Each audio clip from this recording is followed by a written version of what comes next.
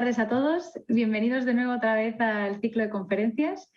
Ya lo estábamos echando de menos. Este mes empezamos fuerte porque empezamos con dos ciclos de conferencias, con dos conferencias.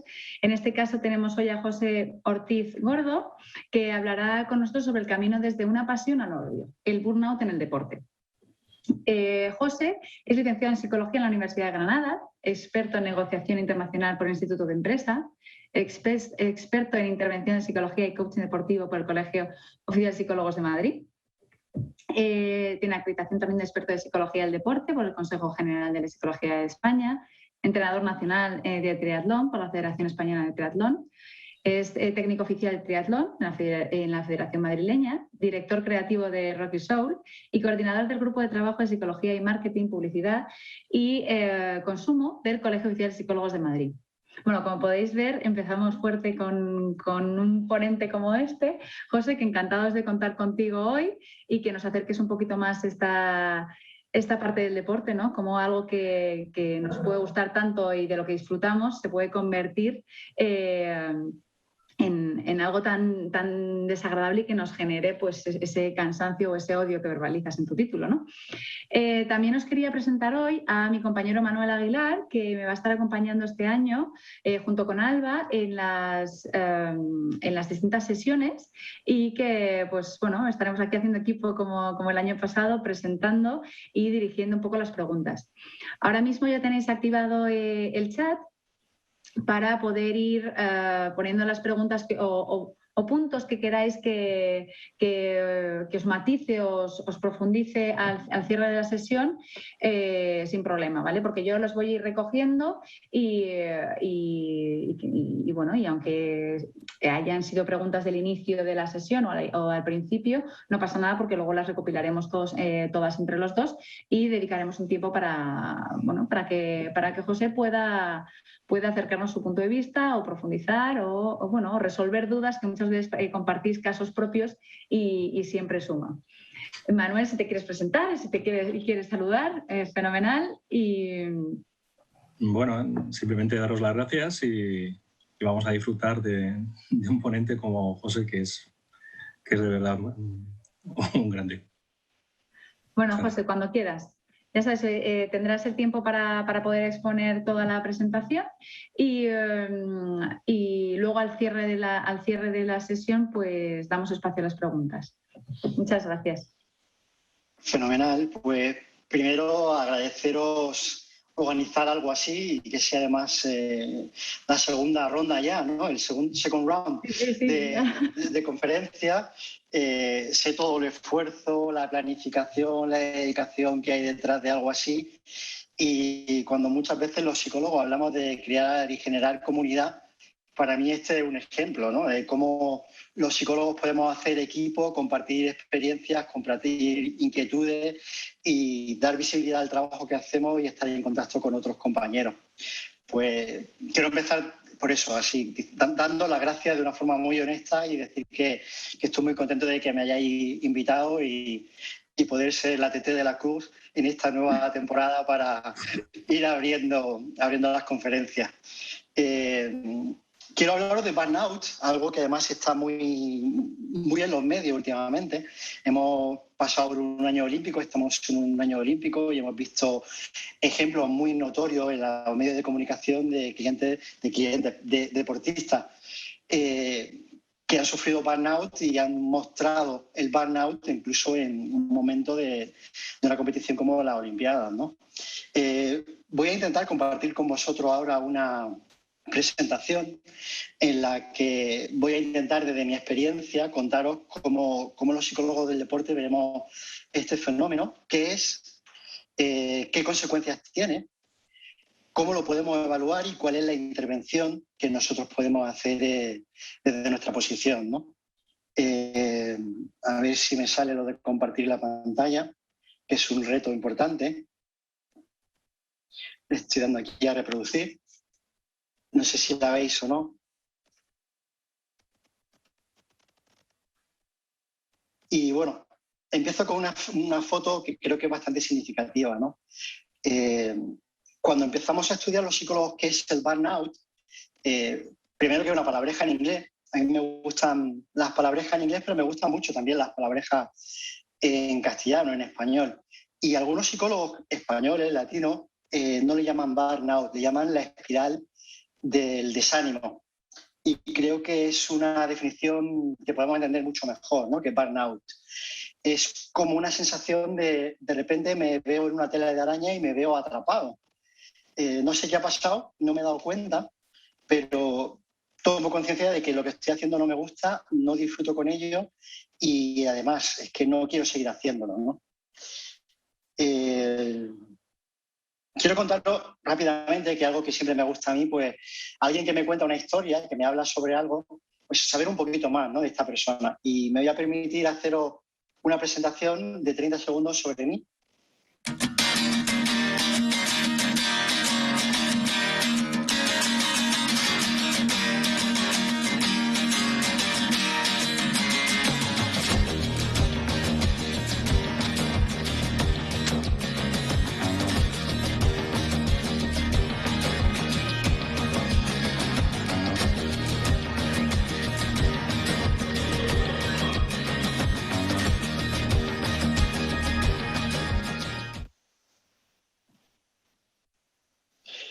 Pues como habéis visto, me gusta el triatlón, me gusta nadar, me gusta ahora mucho el surf skate, me gusta el surf. Llevo más o menos 20-25 años trabajando con equipos a nivel internacional, siempre enfocado en resultados y también en resultados, con lo que por el camino muchos compañeros pues, se han quedado, ¿no? Y tengo experiencia especialmente en Medio Oriente, en Emiratos Árabes, en Qatar, en Bahrein. Habéis visto algunas fotos de Arabia Saudí. Y lo que quiero hacer es compartir con vosotros mi experiencia, el entender qué es el burnout desde un punto de vista muy académico. Por ejemplo, si entráis en la revista de Psicología del Colegio y de Psicología del Deporte, Alejo hizo una revisión hace muy poquito de qué es el burnout a nivel conceptual y hay mucha información y muchos modelos que lo definen, ¿no? Yo lo que voy a intentar hacer es dar una visión mucho más práctica, ¿no?, y intentar ver qué es esto del burnout, ¿no? Como digo, el burnout no es una lesión de un día me caigo con la bicicleta y me parto la clavícula. El burnout es algo que va sucediendo de una forma muy, muy progresiva y en muchos casos incluso no nos damos ni cuenta, hasta que llega un momento en el que hay que hacer una intervención muy seria y la consecuencia final del burnout es el abandono del deporte. Y es muy sorprendente, ¿no?, porque el deporte es una pasión, es una gran afición, es una fuente de disfrute, de conocer personas. Y la intención, creo que de la mayoría de las personas que estamos involucrados en el deporte, es que se convierta en una fuente de un desánimo tan profundo que decidas no volver a nadar en tu vida y no vuelvas a tocar una bicicleta o no vuelvas a tocar un balón y no quieras saber absolutamente nada de deporte. Y como psicólogo es muy interesante porque, como digo, no es una lesión que se produzca en un día de una forma fortuita, sino que se van acumulando pequeñas cosas que suman hasta que hace que realmente no sintamos pasión e incluso sintamos odio y repugnancia y nos pongamos incluso muy agresivos y rompamos con todos nuestros compañeros y nuestro equipo, ¿no? El burnout tiene básicamente 3 fases, o yo la entiendo así, ¿no? Una es que se pasa del entusiasmo y de la energía a de repente empezar a ver que las cosas no nos gustan tanto y además no tengo tanta energía para hacerlo. Imaginaros, yo trabajo mucho con deportistas de larga resistencia, que hacen triatlón, Ironman, maratones, y eso supone que te tienes que levantar muchos días muy temprano y hacer entrenamientos muy largos. Hay tiradas de 20 kilómetros corriendo, hay tiradas de bici que son 150, 160 kilómetros de bici, y para eso se necesita energía. En marketing del deporte o en marketing o en psicología hablamos de ROI, ¿no? El retorno de la inversión. De repente empiezan a pasar cosas en tu cabeza y el levantarte temprano para entrenar ya no es tan interesante como a lo mejor al principio. O en la satisfacción que tienes al levantarte para entrenar o el estar haciendo series o que te convoquen la selección, o que te convoquen para hacer un entrenamiento potente o unas sesiones de tonificación, empiezan a perder valor para ti, poquito a poco. Es algo que va pasando poco a poco. Y aparece como una pequeña brecha en la que un día te dice, ¿y si no voy a entrenar? ¿Y si hoy no voy a esa competición? ¿Y si hoy no me sacan? Tampoco pasa nada. ¿Y si no me tomo tan en serio el entrenamiento? Y de esa pequeña mancha, de esa pequeña raya en el coche, de ese pequeño bollo, pasamos a empezar a tener una disonancia cognitiva. Y ese proceso se hace de una forma muy paulatina. Que es decir, bueno, si he fallado un día de entrenamiento, probablemente no pase nada para que falle otro día. Y es que madrugar, es que me estoy perdiendo y empiezas a ver que te estás perdiendo cosas. Que la necesidad o el impulso que te lanzaba a hacer esa actividad deportiva, a tener ganas de competir, de entrenar, de ir a las concentraciones, pues empieza a tener poca gracia para ti. Esto tiene un efecto muy importante. Ese proceso de disonancia cognitiva lo que empieza es a mimar también nuestra confianza y nuestra sensación de autoeficacia. Dice, si no me lo tomo tan en serio, no lo voy a hacer tan bien. Si yo no creo en mi sueño, es que a lo mejor no es un sueño para mí. Si no soy tan bueno, ¿para qué voy a esforzarme tanto? Si creo que esto no merece la pena, no me voy a dejar la vida entrenando o no voy a dar lo máximo de mí. Pero es que además soy consciente de que empiezo a no hacerlo, con lo que soy consciente de que no estoy dando el 100% de mí. Entonces empieza a haber como un deterioro, esa pequeña mancha, ese pequeño rayajo que hay en nuestro coche, se empieza a hacer una rayadura por todos los sitios y ese brillo que tenía, las ganas de tenerlo siempre limpio, de estar perfecto, de tener muchas ganas de ir a los entrenamientos, se empieza a desvanecer. El resultado final es tremendo y es el abandono definitivo. Como entrenadores, como personas que nos dedicamos a hacer que los deportistas crezcan, pues realmente es duro, porque podemos invertir mucho dinero, mucho tiempo, muchos recursos y el resultado final del burnout es el abandono de la actividad deportiva, con todo lo que eso supone. El perderte una final olímpica, el perderte el partido de tu vida, el dejar de socializar con otros compañeros y el pensar que el deporte no es lo tuyo. Es bastante interesante porque es un proceso que va evolucionando. Las dimensiones que se pueden percibir en el burnout, primero es el agotamiento, la sensación de agotamiento. Estoy muy cansado físicamente y muy cansado mentalmente. Lo que antes me costaba 1, ahora me cuesta 10. Y la energía que tenía antes, que era 10 para hacer las cosas, ahora es 2 o 3.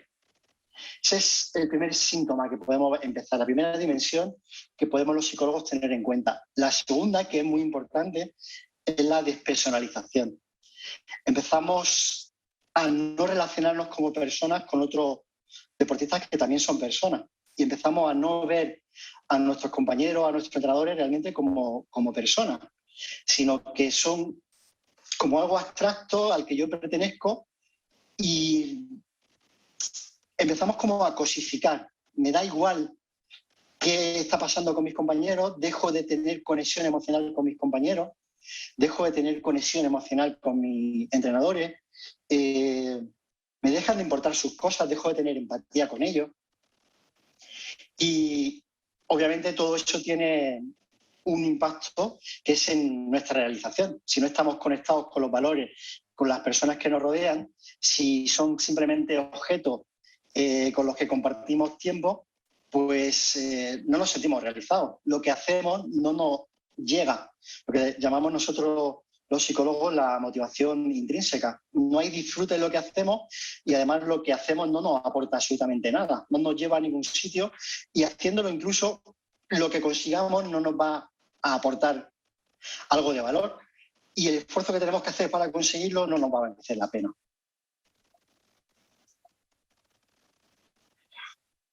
Obviamente, para nosotros como psicólogos hay una parte muy importante que es cómo evaluar esto. Y creo que principalmente, más que intervenir, es sobre todo prevenirlo. El prevenirlo y estar atento a que este tipo de situaciones se minimicen lo máximo posible en todos los deportistas. Y cuando hablamos de burnout no solo hablamos de deportistas, también hablamos especialmente de entrenadores. Un entrenador que empieza a tener burnout es una pieza importantísima dentro de una organización deportiva. Pero también nos interesan los medios de comunicación, nos interesan mucho los padres y nos interesan mucho a los psicólogos, los directivos que forman la junta directiva y donde se toman las decisiones de un equipo que al final es un conjunto y todos deberíamos estar alineados con los mismos valores, con los mismos objetivos. Entonces, el valor fundamental de un psicólogo del deporte está, en mi opinión, especialmente en la prevención, aunque también, obviamente, en la intervención, aunque es mucho más complicado intervenir que prevenir. Y, por supuesto, desde el punto de vista objetivo de empresa es mucho más rentable hacer programas de prevención que programas de intervención, porque el riesgo que se tiene es que en el momento clave, con un deportista clave, pues este deportista se rompa. Entonces, para mí, quiero compartir con vosotros lo que yo llamo como unas señales de alarma. Son señales que cuando estamos viviendo con nuestros deportistas, con nuestro equipo, podemos observar. No son señales que digan que hay burnout, pero sí son señales que nos pueden alertar y activar el radar para que observemos desde otra perspectiva qué está pasando. Para mí, una de estas señales de alarma clave son las dificultades que empiezan a existir con compañeros y entrenadores. Cuando la relación entre los compañeros es más o menos estable y hay momentos de alegría, momentos de tristeza, momentos de frustración, momentos de estrés y se gestionan de una forma más o menos adaptativa, pues bueno, parece que las cosas fluyen, que tienen, como decimos, flow, ¿no?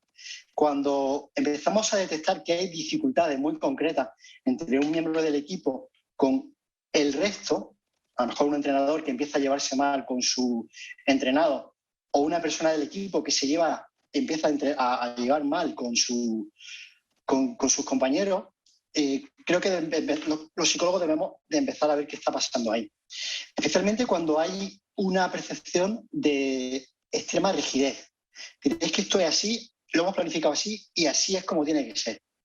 Y además es que las consecuencias de lo que está pasando a mí no me importan.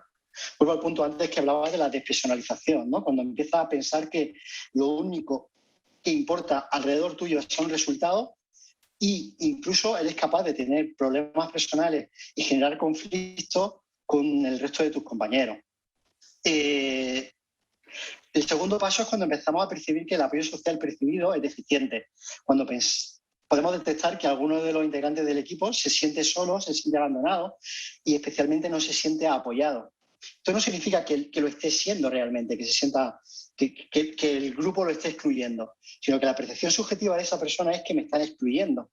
Esto en los equipos en los que hay suplentes o hay rotación es muy interesante. Tener en cuenta que no participar activamente en el deporte no significa que no formes parte de ese equipo. Y estar un rato en el banquillo no significa que te estén excluyendo. Supone tener una percepción de las demandas de tiempo y energía que estamos invirtiendo. Es que yo entreno mucho para que no me saquen. Yo soy muy bueno y me tienen en el banquillo. Yo soy muy bueno pero no meto goles. ¿El siguiente paso cuál es? Detectar el nivel de disfrute que están teniendo nuestros deportistas, nuestros entrenadores y todo el equipo involucrado, ¿no?, en la actividad deportiva. Hacemos deporte básicamente para socializar, para ganar dinero, si eres profesional, para tener visibilidad, para tener patrocinadores, y todo tiene un componente muy importante, que es el disfrute. Otro aspecto importante es el locus de control. Cuando empezamos a percibir que los éxitos son suerte, no dependen de nosotros y los fracasos son nuestra culpa y podemos hacer muy poco para evitarlo. Y pensamos además automáticamente que nuestra capacidad de logro y de autoeficacia está empezando a disminuir. cada vez tenemos menos confianza. A mí no me saques a tirar el penalti, a mí no me pongas en los momentos decisivos porque lo voy a fallar, no soy capaz de estar aquí, además me estoy poniendo nervioso y ya no quiero estar aquí. Un proceso que viene implícito después de esto es, lo estoy pasando mal, ¿cómo me puedo defender de esta situación? Pues ya no me importa tanto el equipo. Este equipo ya no me importa tanto. Si perdemos, pues bueno, no pasa nada. Pero es que si ganamos tampoco va a pasar nada. Y es que si no juego, pues tampoco me va a importar mucho. Y lo de jugar al fútbol, lo de hacer triatlón, hacer baloncesto, hacer esquí, es que tampoco es tan importante.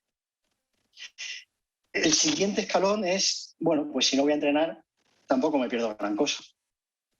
Si dejo de entrenar, el resultado final es tremendo, pues dejo la actividad. Entonces, bueno, como psicólogos creo que estas 10 señales de alarma son muy importantes. No significa que porque tengamos una o dos vamos a tener burnout, pero sí son cosas en las que con nuestros deportistas, con los entrenadores y con el cuerpo técnico, los psicólogos podemos trabajar día a día en nuestras sesiones.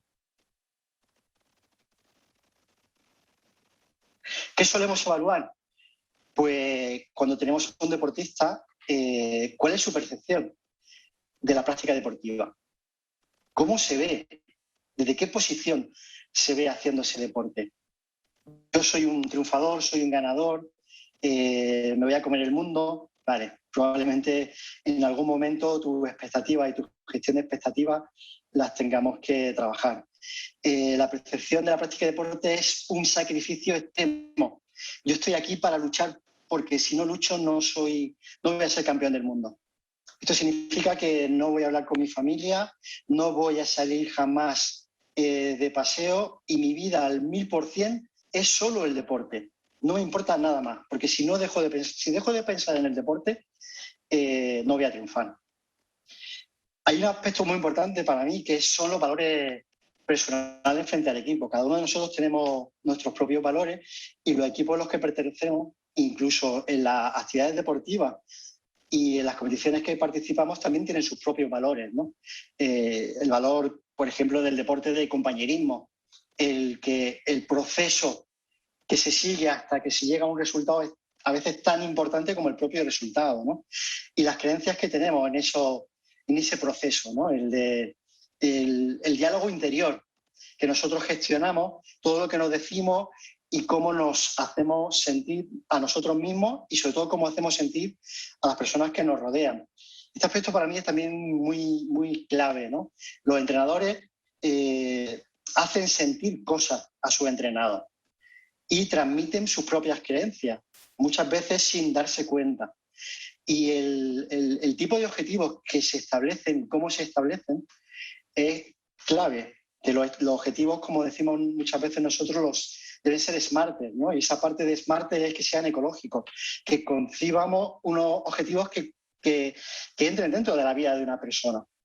Especialmente si son niños, tienen no solo el deporte en su vida, sino tienen un desarrollo con sus compañeros, con su familia, con sus padres, y no todo es deporte, aunque el deporte es muy importante, ¿no? Ver qué recursos personales tiene esa persona, cómo se posiciona dentro del equipo. Yo soy el ganador, yo soy el perdedor, yo soy el que le ayuda, pero nunca me ayudan a mí. La presión percibida que se tiene en los objetivos, ¿no? Es decir, es que estamos aquí para ganar el campeonato del mundo y todo lo que no sea ganar el campeonato del mundo es un fracaso. O vamos a ir partido a partido, pero partido que perdemos, fracaso que acumulamos, ¿no? Y sobre todo, ¿cuáles son los momentos de contacto y los momentos de verdad que se tienen con los deportistas, ¿no? Desde que se entra al club hasta que se sale del club. ¿Qué pasa en las competiciones? ¿Qué pasa en los desplazamientos? ¿Cómo viven esos desplazamientos? ¿Cómo viven esas concentraciones? ¿Cómo viven o planean esa retirada deportiva que en algún momento llegará? Y cómo se gestiona emocionalmente y cómo se planifica lo que llamamos el player journey, todo el recorrido que van a hacer los deportistas desde que tienen contacto con un deporte por curiosidad hasta que dejan de practicar deporte por alguna razón o se van a otro deporte. Voy a intentar pasar de diapositiva y aquí tengo pues un pequeño resumen, ¿no?, de cuáles son las 10 variables predictoras que pueden hacer que un deportista pueda tener burnout, ¿no? He puesto en primer lugar los entrenadores. El papel de los entrenadores es clave.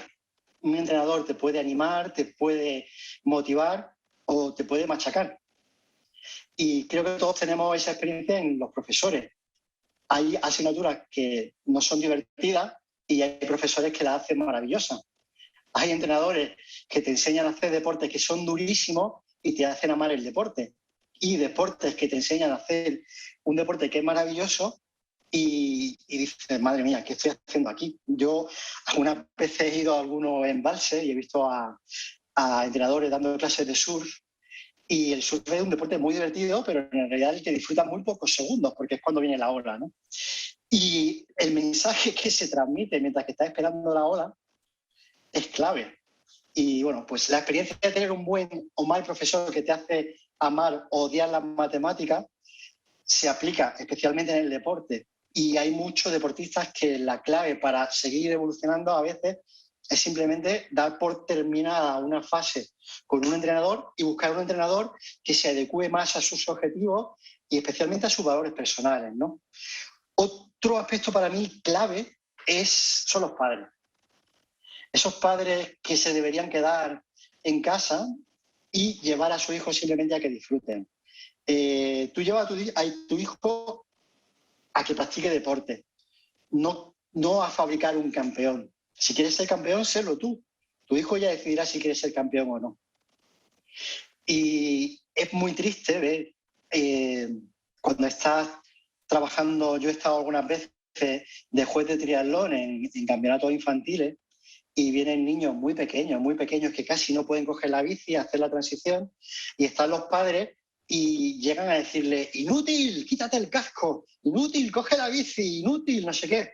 O en el fútbol. Todos tenemos la imagen de padre terrorífico en el fútbol diciendo auténticas barbaridades, ¿no? Y otro aspecto muy importante que quiero poner aquí en el acento son los patrocinadores. Cuando hablamos de personificar, de ver a los deportistas como cosas, algunos patrocinados pueden tener la sensación de que en realidad sus patrocinadores solo ven en ellos resultados, visibilidad en las redes sociales, likes, y no entienden o no quieren entender todo el proceso que hay detrás de un deportista. Los deportistas son y somos personas, y aunque estén patrocinados, tienen momentos de euforia, de alegría, pero también de tristeza y frustración. E incluso hay momentos en los que están lesionados. Y en ese momento, tener el apoyo de los patrocinadores y demostrarles que sobre todo lo que se transmiten son valores de respeto y de compañerismo y de solidaridad, es muy importante. Muchas veces muchos deportistas no dejan de practicar el deporte por ellos mismos, sino por toda la presión y las expectativas que se ponen encima de ellos, y muchas de esas expectativas no se las ponen ellos, se las ponen los entrenadores, se las ponen especialmente los padres y a nivel profesional especialmente los patrocinadores.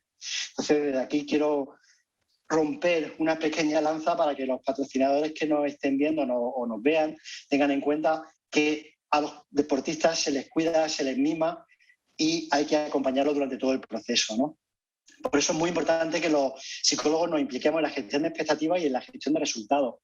En el deporte se gana y también se pierde. De hecho, normalmente se pierde. Solo se gana algunas veces y solo ganan y son campeones algunos. El resto, pues seguimos practicando deporte desde un nivel amateur, desde un nivel aficionado o simplemente porque nos gusta hacer deporte sin resultados o sin que los resultados nos impidan o no participar, ¿no?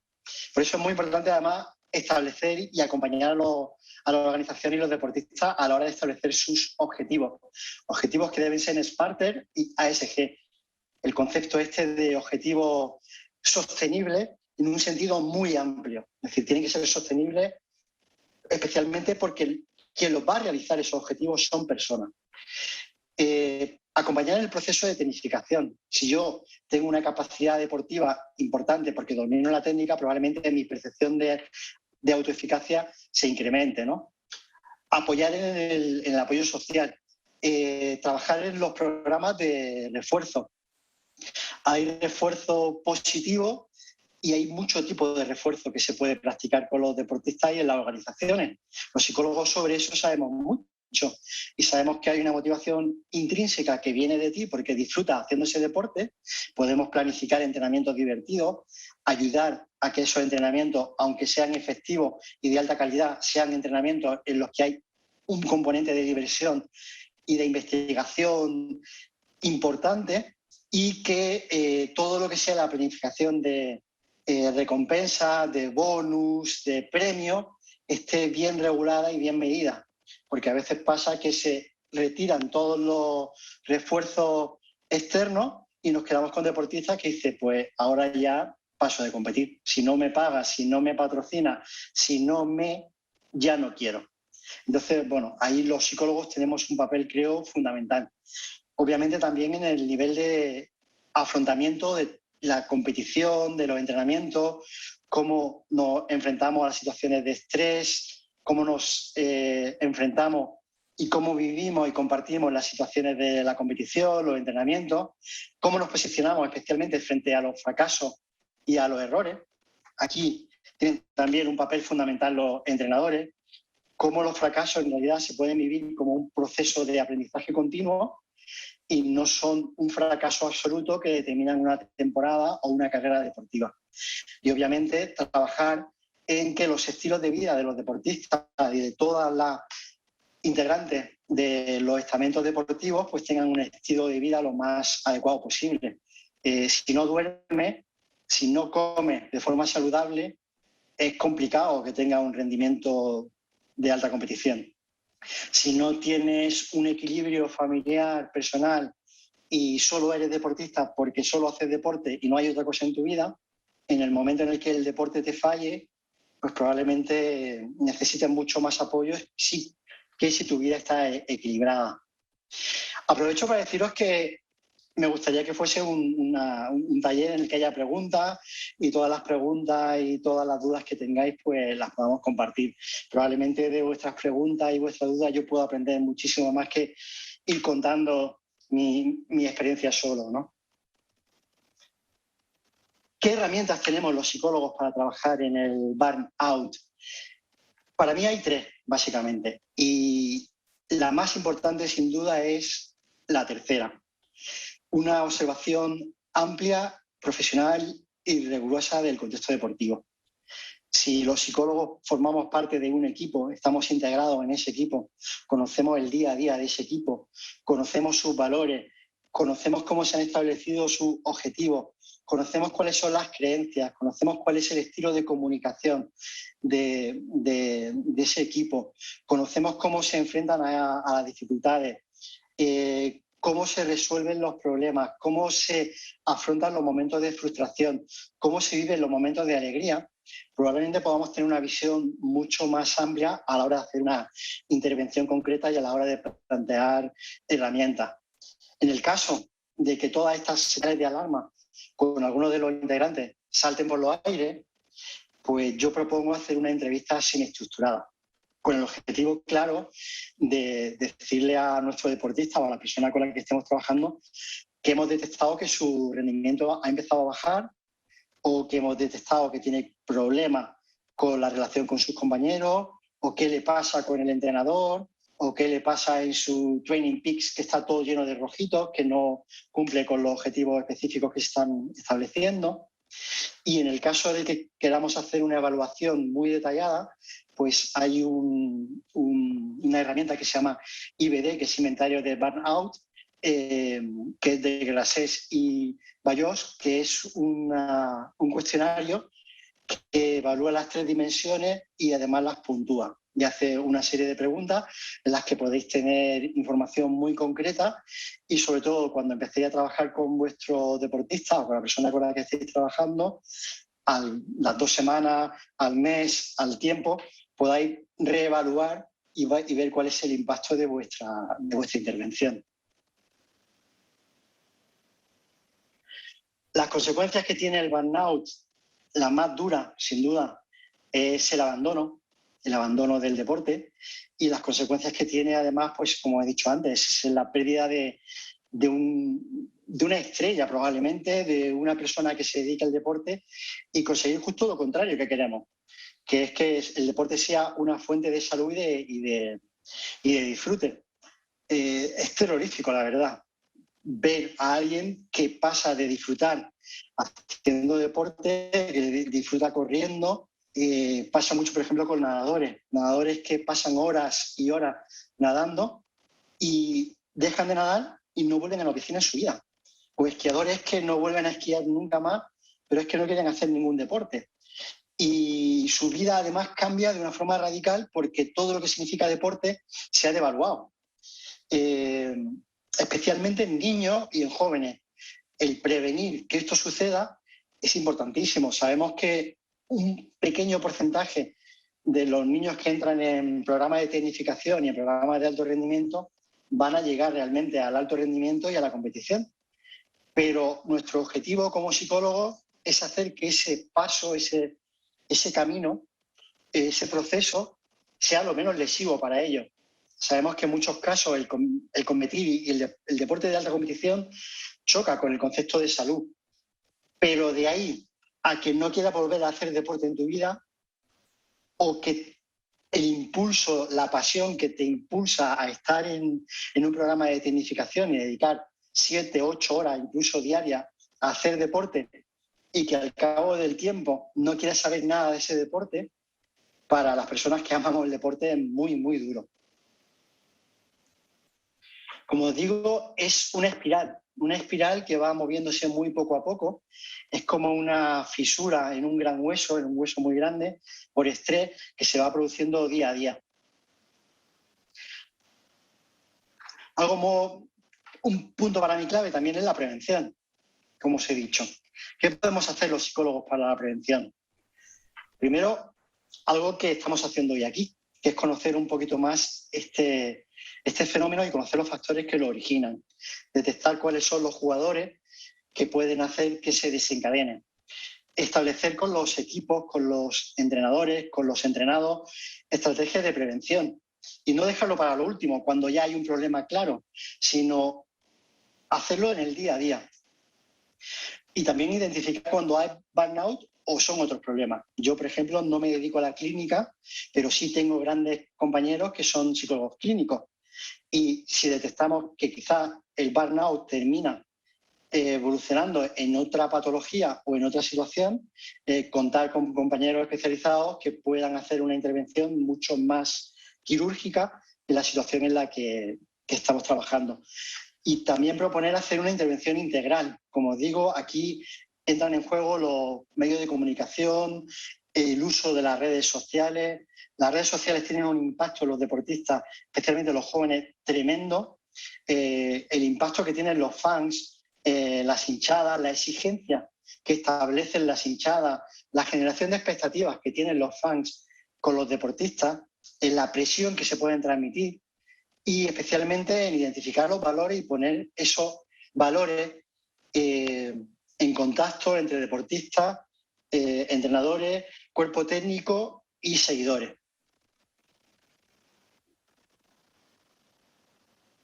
La intervención que podemos hacer es, obviamente, a nivel individual, con deportistas y entrenadores. También se puede hacer en equipo con la familia, trabajar con el padre, la madre o el padre y el entrenado, los hermanos mayores o los hermanos pequeños y el entrenado, especialmente también con las federaciones, cuando se diseñan los programas de competición, si tiene sentido hacer 300 competiciones en un año o es mejor hacer 150, a la hora que se empiezan a hacer los entrenamientos, cuándo se empiezan a hacer las pruebas, a qué edad se empieza a competir, y cómo se gestiona también la relación con todos los soportes, con toda la gente que apoya el deporte, ¿no? Y como os digo, la presión que puede ejercer en algún momento las redes los medios de comunicación y las redes sociales. Todos hemos vivido la experiencia de los deportistas que ponen en Instagram pues, lo maravillosa que es la vida, ¿no? O cómo las redes sociales muestran a veces situaciones que no son reales, ¿no? En el deporte como en la vida hay momentos buenos, momentos malos, y la vida la componen momentos buenos, momentos malos, momentos de alegría y momentos de tristeza, no solo de alegría y de triunfo. Y jugar con las expectativas que generan las redes sociales y la imagen que queremos transmitir y cuál es nuestra imagen real es muy importante. ¿Qué hacemos concretamente los psicólogos en el burnout? Yo os he puesto aquí 2 slides con las que voy a empezar a ir cerrando la presentación, con 20 puntos. Seguramente haya muchos más, pero para mí estos son probablemente los más importantes, que son desarrollar emociones capacitantes. Todas las emociones nos adaptan, nos transmiten algo, nos dicen, nos dan información de cuál es nuestro posicionamiento personal respecto a lo que estamos haciendo, a la competición. El tener miedo a veces es muy interesante y le podemos sacar partido. El tener un miedo excesivo nos puede bloquear, o no tener miedo nos puede hacer que nos lesionemos, ¿no? ¿Cómo gestionamos estas expectativas? ¿Cómo gestionamos los objetivos de los equipos? ¿Cómo potenciamos las creencias impulsoras y cómo detectamos creencias limitantes? ¿Cómo ayudamos a nuestros deportistas a gestionar su diálogo interior? Ayudar a gestionar e impulsar una competitividad acorde a cada contexto. Si estamos en una competición infantil, es una competición infantil. No se acaba el mundo por perder o por ganar. Es una competición infantil. Y si estamos en un partido de liga, pues es un partido de liga. No es una cuestión de vida o muerte, aunque nos juguemos mucho, ¿no? Definir y ayudar a la percepción de los roles de cada uno. Es muy fácil que el entrenador quiera ser padre y el padre entrenador y tu amigo también quiera ser entrenador. Decimos muy de broma que cuando hay un mundial de fútbol todos los españoles somos un poco entrenadores, ¿no? Eso se aplica realmente también muchas veces en el deporte. Si tú eres entrenador, sé entrenador, no seas jugador. Si eres jugador y juega a ser jugador. Y especialmente si eres padre, juega a ser padre. No juegues con tu hijo como compañero, porque tú eres su padre. Y si eres su hermano mayor o su hermano pequeño, pues eres su hermano pequeño, pero no estás jugando con él. Quien está jugando es el deportista. Y quien está entrenando es el entrenador. Cada uno de nosotros tenemos nuestro rol y debemos ajustarnos a ese rol y respetarlo, ¿no? Por supuesto, impulsar el apoyo social, especialmente el apoyo social percibido. A veces hay personas en el equipo que tienen apoyo, que están integrados en el equipo, pero no lo perciben así. Se sienten aislados. ¿Qué está pasando, no? ¿Cuál es la situación para que alguien que va a las competiciones, que está como uno más en todos los entrenamientos, de repente se empieza a descolgar, ¿no? Como he dicho antes, ahí está la parte muy importante de desarrollar programas de refuerzo. ¿Qué tipo de programas de refuerzo tenemos y qué tipo de habilidades técnicas y psicológicas tiene? Y, por supuesto, todos somos personas y podemos fomentar el interés más allá del deporte. El conocernos como personas, el entendernos como personas, el saber cuáles son nuestras fortalezas, cuáles son nuestras debilidades, el ser realista con nuestras fortalezas y con nuestras debilidades probablemente nos haga competir de una forma mucho más potente. Por supuesto, los psicólogos fomentamos estilos de vida saludables, podemos ayudar a gestionar entrenamientos que sean más flexibles, que se adapten realmente a cada uno de los entrenados, alinear las demandas de los deportistas y los del equipo. A veces un deportista puede tener una exigencia tremenda y quizá no esté en el equipo en el que tenga que estar. No pasa nada por cambiar de equipo o plantearte de una forma saludable y sana si es el equipo en el que quieres estar. Y justo lo contrario, a lo mejor como deportista no quieres estar con ese tipo de compañeros porque no comparten tus valores. Eso no significa que vayas a tener burnout, simplemente que estás siendo consciente y tomando decisiones sobre dónde quieres estar y cómo quieres practicar este deporte. No practiques deporte en un sitio en el que no quieres estar porque nadie te obliga, eres tú realmente el que puedes decidir y tomar esas decisiones, ¿no? Ahí los psicólogos podemos ayudar a tomar esas decisiones y a tomar conciencia, ¿no? Tanto a los deportistas como al equipo. ¿Cuáles son realmente los objetivos? Y si nuestros objetivos respecto a todos los integrantes que los forman están alineados o no. En esto, obviamente, podemos trabajar en generar un clima de compañerismo. Estamos en un equipo, no solo en un grupo. No somos solo un grupo. Hay un equipo y un objetivo compartido, ¿no? E impulsar la independencia y la cooperación, que parecen cosas que son totalmente antagónicas. Cuanto más independiente y más recursos tenga, más valioso puedo ser para el equipo si colaboro con el equipo de una forma honesta, ¿no? No soy dependiente de ti exclusivamente, porque si soy dependiente también me pueden percibir en el equipo como una carga, ¿no? Identificar esas vulnerabilidades para hacer las fortalezas e identificar las fortalezas para hacerlas aún más potentes, ¿no? Gestionar los conflictos y la pérdida de confianza. Muchas veces los problemas vienen porque dejo de confiar en mi equipo, dejo de confiar en mis compañeros. Y una gran responsabilidad como psicólogo del deporte es plantear a las instituciones deportivas, tanto a las federaciones como a los equipos y a cualquier nivel, cambios en la estructura que consideremos apropiados. Si detectamos desde nuestro conocimiento y desde nuestra experiencia que hay cosas que se están haciendo que se podrían hacer aún mejor, desde una perspectiva siempre constructiva, creo que los psicólogos debemos implicarnos en ofrecer propuestas de mejora a las federaciones, a los equipos y a todas las instituciones que están implicadas en la gestión del deporte. Y, por supuesto, de esta forma, reforzar nuestra identidad como deportistas y reforzar nuestra identidad como equipo. Y, bueno, para terminar, quiero cerrar con un vídeo de un amigo que es deportista, es un gran esquiador y me enseñó a esquiar, me llevó durante mi época en la Universidad de Granada muchas veces a Sierra Nevada y ahora me está enseñando a hacer surf y es para mí una gran inspiración. A veces los grandes inspiradores no son solo estrellas, sino también pueden ser personas muy, muy cercanas.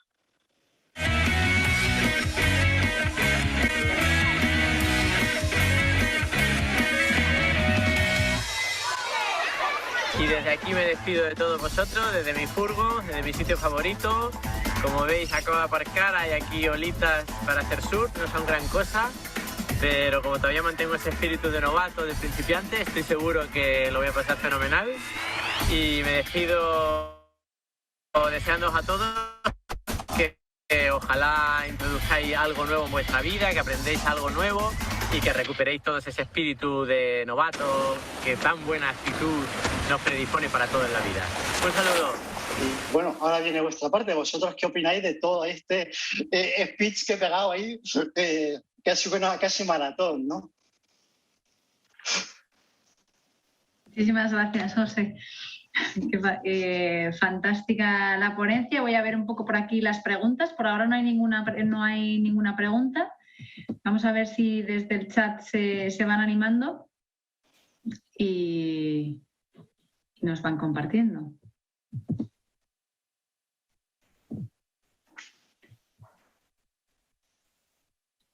Si quieres, mientras se van animando, hay un aspecto que has mencionado antes, que es sobre todo con el trabajo de padres, que muchas veces que lo tenemos muy presente y muchas veces lo comentamos, ¿no? entre psicólogos, que a veces que es muy positivo porque nos dan la oportunidad de poder hacer talleres de padres, o hay incluso padres que están muy abiertos a todo el trabajo psicológico y al acompañamiento que podemos hacer con los deportistas, pero en otros casos, que suelen ser los más difíciles, no hay esa apertura y esa cercanía.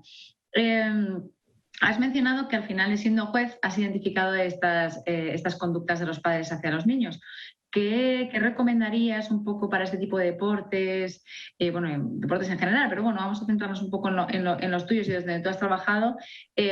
¿Cómo poderlo trabajar y también a modo de darles herramientas a ellas, ¿no? Que siempre les hemos querido meter un poco en ese triángulo, ¿no? Y un poco involucrarles en el desarrollo de sus hijos, pero para ayudarles también a modo de prevención, ¿no? De prevención a que esto se convierta en la tortura y no tanto en ese deseado deporte y pasión, ¿no? Entonces, ¿cómo centrándonos más y focalizándonos más en los padres?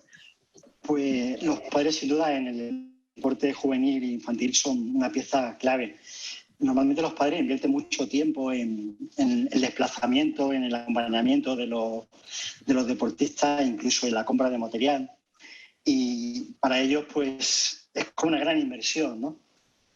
El trabajo que yo suelo hacer primero es que los padres identifiquen las emociones que están viviendo sus hijos, ¿no? Cuando van a entrenar, cuando se relacionan relacionan con otros compañeros, cuando van a competir, cuando van a las concentraciones, que les pregunten muchas veces pues, cómo lo han vivido, cómo se sienten, ¿no? Damos por hecho que van a ir muy motivados, que van a ir con muchas ganas y que quieren ganar. Pero no dejan de ser niños y a veces entender cuál es la posición en la que está el niño emocionalmente al padre le hace tener empatía, ¿no? Hay niños pues, que perciben que la presión que tienen de los padres es muy alta y que realmente tienen que estar ahí. Tienen que estar ahí porque es que su padre lo lleva, está haciendo un esfuerzo increíble y eso a veces genera una distorsión que es muy desgarradora, ¿no? Que hablas con el niño y te dice que lo que tiene es un sentimiento de culpa. Y ese sentimiento de culpa además lo suele machacar porque siente que no cumple las expectativas de su padre y que además su padre se está esforzando en comprarle material, en llevarlo a muchos sitios y él pues no está alcanzando las expectativas de resultados que el padre quiere. Obviamente él soñaría con ser un campeón, pero se esfuerza, es un niño, tiene problemas, tiene sus exámenes probablemente, tiene un montón de cosas más en la vida y no siempre se gana. Entonces, hay veces que los niños tienen un sentimiento de culpa muy desgarrador y algunos padres no son conscientes de que el esfuerzo que están haciendo para tener un niño campeón o que sea un campeón y que además pues, aprenda a tener habilidades sociales, aprenda a relacionarse con otros niños, se está convirtiendo en algo perverso. Imagínate la sensación de ese niño que no disfruta haciendo deporte, que lo está pasando mal y en su cabeza empieza esa espiral que hemos hablado de si algún día me pusiera malo y no fuese al entrenamiento, casi mejor. O a ver si algún día mi padre se le olvida y no me lleva. O a ver si el entrenador no me convoca y no tengo que ir al partido este fin de semana. Y lo convocan y el padre lo que hace es decir, qué bien, que va a ganar el partido, tú eres el mejor. Y el niño en realidad está empezando a no disfrutar, a pensar que no está integrado en el equipo, que no es capaz de hacer eso. Y quizá plantearle esta perspectiva así de cruda a los padres sin darle herramientas en plan varita mágica, ¿no? Decirle, ¿cómo se siente tu hijo? ¿En qué te basas para saber cómo se siente tu hijo? ¿Cuántas veces hablas cuando viene tu hijo del partido de no cuántos goles ha metido ni cuántas récords mundiales ha conseguido, sino qué se lleva de ese partido, qué ha aprendido de ese partido, cómo está en ese partido, cómo está en el equipo, cómo se siente en ese equipo? Quizá haya niños que sean prodigios y se sientan frustrados en el equipo en el que están. Quizá hablando con los niños lo podamos detectar y se pueda cambiar de nivel a ese niño. O quizá un niño que lo que le apetece es disfrutar simplemente del deporte y no tiene ninguna intención de ser campeón, reajustándolo de categoría o reajustándolo de nivel, probablemente sí que pueda disfrutar y no sienta esa excesiva presión y no entre en esa espiral, ¿no? Y sobre todo no tenga sentimiento de culpa y algunos incluso se rompen y empiezan a llorar porque, claro, ¿cómo le van a decir a su padre que él no quiere hacer tal deporte cuando su padre sueña con ser campeón de ese deporte? Pero él no. Claro. Yo creo que la herramienta fundamental es la empatía con tu propio hijo, el saber cómo se siente y, sobre todo, un segundo paso, un segundo nivel, analizar y pensar cómo hacemos sentir nosotros también a nuestro hijo en esa práctica deportiva. Si lo estamos acompañando, lo estamos presionando o lo estamos lanzando al vacío. No, y sobre todo también cuál es el objetivo que tiene mi hijo, hacia qué dirección estamos yendo y si estamos alineados, ¿no? Porque a lo mejor estoy comentando algo que por mucho que sea ese, porque muchas veces no es que sea el sueño del padre, sino que muchas veces también es el ver que tiene un potencial y quiere llevarle ese potencial, ¿no? Entonces, al final ahí muchas veces sí que se echan falta esa guía, ¿no? Y ese acompañamiento para conseguir estos puntos que planteas. Me preguntan por aquí también, y como buena árbitro, Lara me pregunta por claro, cómo gestionar también esa parte de burnout con los jueces y árbitros. ¿Se aplicaría como has comentado? ¿Habría alguna diferencia? Pues el estamento de jueces y oficiales, especialmente el de triatlón en el que yo estoy integrado en la Federación Madrileña, es un estamento al que le tengo muchísimo cariño. He vivido con ellos momentos muy buenos y también momentos muy difíciles. Y efectivamente el burnout no solo se produce en deportistas, también se produce en entrenadores y en jueces y en directivos. Los jueces tenemos un papel a veces no agradable, y es que nuestro objetivo fundamental es hacer que la competición sea segura y sea lo más respetuosa contigo mismo y con los demás. Es decir, que no haya trampas, que no haya cosas raras y sobre todo que sea segura, ¿no? Y hay momentos en los que tomar decisiones para que esa decisión, sacarle una tarjeta, por ejemplo, azul a un triatleta que va haciendo una prueba de larga distancia y le dices que tiene que parar cuando va totalmente concentrado en el kilómetro 130, 140 de una Ironman, pues te genera una tensión emocional muy importante. Se tienen que tomar decisiones muy rápidas para salvar competiciones, sacar el listado de clasificaciones. Se tiene que entender que detrás de una competición también hay un organizador que tiene que sobrevivir y tener unos ingresos. Los últimos años han sido terroríficos y los jueces realmente estamos en medio de todo eso. Estamos apoyando a los deportistas para que la competición sea lo más segura posible y lo más honesta posible. Estamos cuidando de nuestros deportistas y estamos cuidando de la organización del triatlón, ¿no? o de la prueba que sea. Entonces, para mí una clave es, como en todo, también es tener muy claro cuáles son nuestros objetivos. En las pruebas de triatlón, normalmente en las que yo he participado, hay un ejercicio que es muy interesante, que es poner en común cómo hemos vivido toda la prueba, cómo nos hemos sentido, cuáles han sido esos momentos de verdad en los que realmente se han tenido que tomar decisiones clave, cuáles vemos que serían los puntos de mejora que se podían ir poco a poco implementando, y si ha habido un momento crítico difícil, pues analizarlo con calma. ¿Y qué hace este tipo de reuniones? Mejorar la percepción de apoyo social y fomentar cómo se gestionan los errores, cómo se gestionan los fracasos y cómo se implanta día a día la actitud de que estamos en un proceso de aprendizaje y cada día podemos aprender de todo lo que estamos haciendo en las competiciones. Preguntan también aquí por cómo intervenir cuando vemos que es el propio entrenador el que está quemando al deportista. Pues eso es muy importante, es muy importante. Por eso el papel de los psicólogos en los equipos para mí es crucial, ¿no?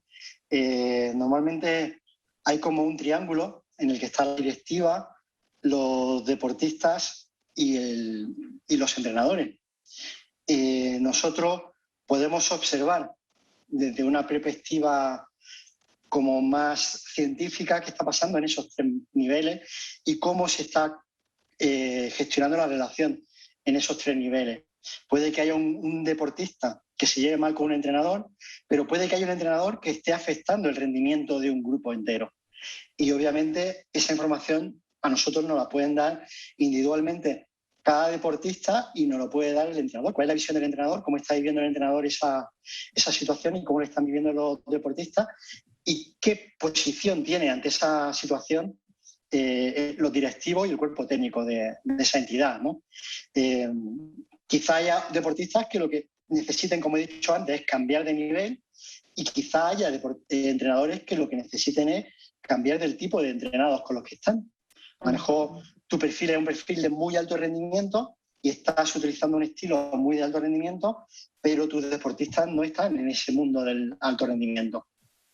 O justo lo contrario, lo que necesitas son deportistas con una exigencia extrema y tu capacidad de entrenar pues es de un nivel 1.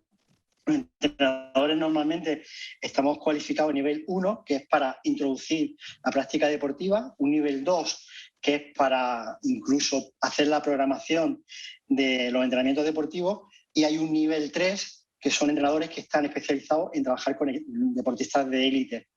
Son tres niveles muy distintos. No es lo mismo trabajar con niños o con gente amateur que trabajar con gente que su profesión es el deporte y viven del deporte y para el deporte.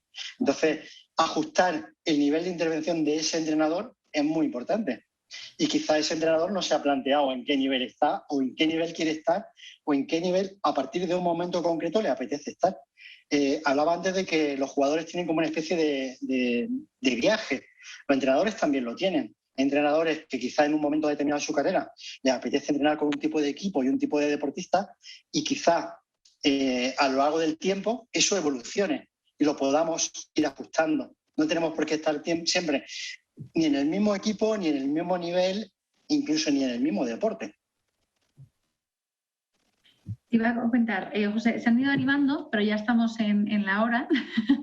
¿Y hay alguna forma de que te puedan contactar y te puedan resolver esas dudas que ya se van animando y se van resolviendo para poder darlas por resueltas? O a los que a lo mejor no se animan a ponerlo en el chat, se puedan acercar a poder transmitirte un poco esas dudas. Sí, no sé si se ve la pantalla, os voy a dejar ahí un pequeño... voy a dejar un enlace. Yo trabajo en Rookie Soul, somos una empresa de psicología del deporte, y mi email es muy sencillo, es jose@rookiesoul.com.